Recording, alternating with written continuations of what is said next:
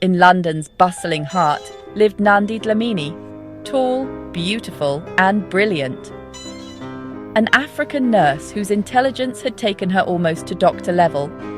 Her presence commanded respect, but behind her warm smile lay a restless spirit.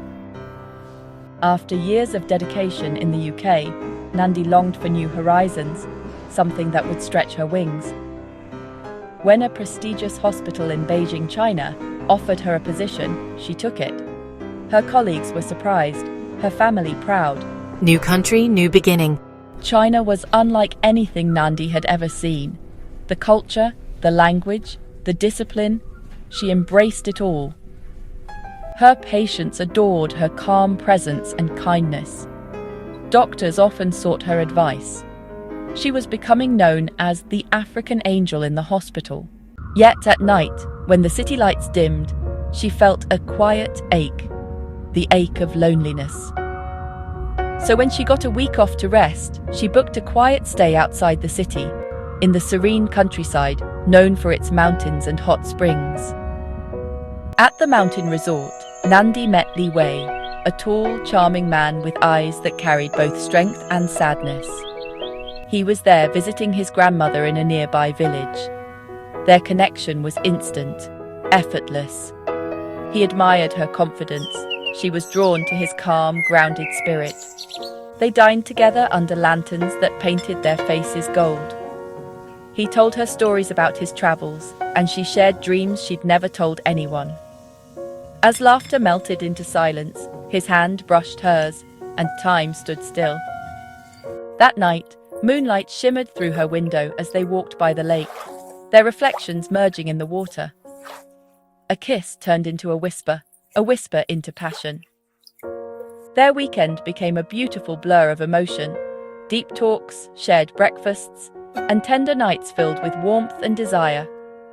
For the first time in years, Nandi felt seen, loved, alive. But by Monday morning, he was gone, called away urgently, leaving behind no trace, no number, no goodbye. Weeks passed. Then one morning, her hands trembled as she read the test. Positive. Shock, fear, tears. How would she tell her family back home? A proud Christian family that valued tradition.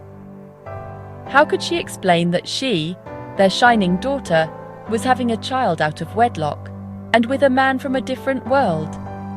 She wept for nights. But courage grew with her heartbeat, and the tiny one within her.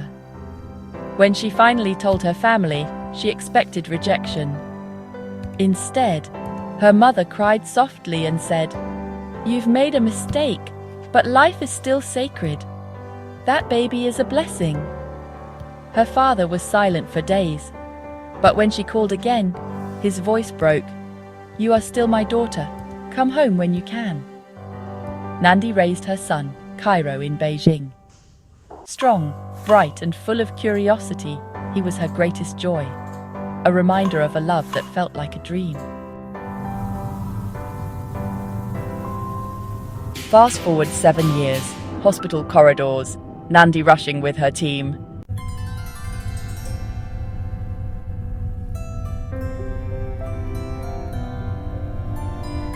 When Nandi entered his room, her heart stopped. It was him, Li Wei. He didn't recognize her immediately. Years had changed her. But as she checked his pulse, his gaze lingered. Something about her felt achingly familiar. Over the next few days, she tended to him quietly.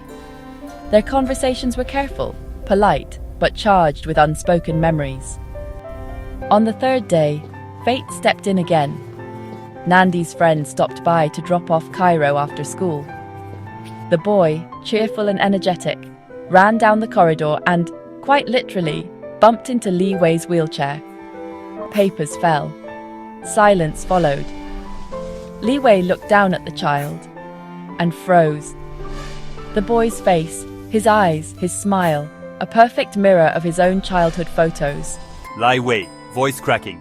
What's your name, little one? Cairo, Cairo Dlamini. That night, Li Wei didn't sleep. He replayed every word, every memory of that lost weekend. Joy battled with disbelief. Could it be possible? The next morning, he asked Nandi to tell him the truth. Trembling, she confessed how she searched for him, how she had no way to find him, how she raised Cairo alone. Li Wei was overwhelmed, joy, guilt, and fear flooding his heart. He wanted to claim them, but his world was complicated. A billionaire family, a powerful name, and a mother who trusted no outsider. When Li Wei told his family, his mother insisted on knowing the truth. Nandi and Cairo were invited to the family home, but it felt more like an interview than a welcome. The grandmother's sharp eyes studied Nandi's every word, every gesture. She even asked for DNA proof. Days later, when the results came back positive, the old woman wept, silently. She saw her late husband smile in Cairo's face. "He is family," she said softly. "And you are brave." Acceptance didn't come overnight, but it came. Li Wei's recovery turned into healing for all of them. He realized he'd been given a second chance, not just at life, but at love. He asked Nandi to stay, not as a nurse, but as his partner, his equal, his home. Life has a way of circling back, of turning pain into purpose, chance into destiny. Nandi found love, not once, but twice, in a man, and in the son they created. And this time, neither of them ever walked away. Life has a way of circling back, of turning pain into purpose, chance into destiny. Nandi found love, not once, but twice, in a man, and in the son they created. And this time, neither of them ever walked away.